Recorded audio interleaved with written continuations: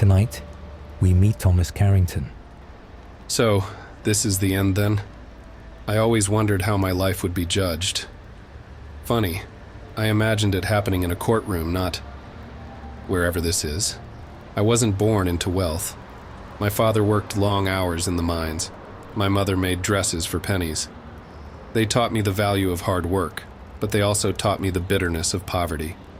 When I entered politics, I had a vision. I did improve the lives of the people who lived in my city. I expanded pre-K education to every school. I opened up homeless shelters and food pantries.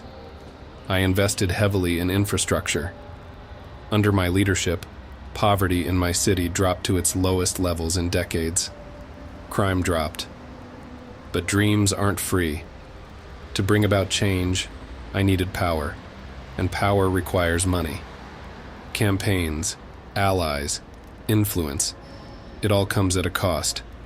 I made deals with whoever was willing to pay my price. As long as it didn't hurt my city, I didn't care who else had to pay the price. And yes, I took what wasn't mine. I siphoned funds meant for the public into my own accounts, built mansions, traveled in private jets, surrounded myself with luxury.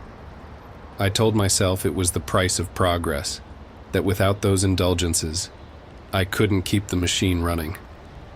And I paid another price. I left the woman I loved because she didn't fit the image my advisors insisted I needed. Instead, I married someone who was a perfect political match. It was a loveless union from the start, one built on convenience and appearances. We both cheated, of course.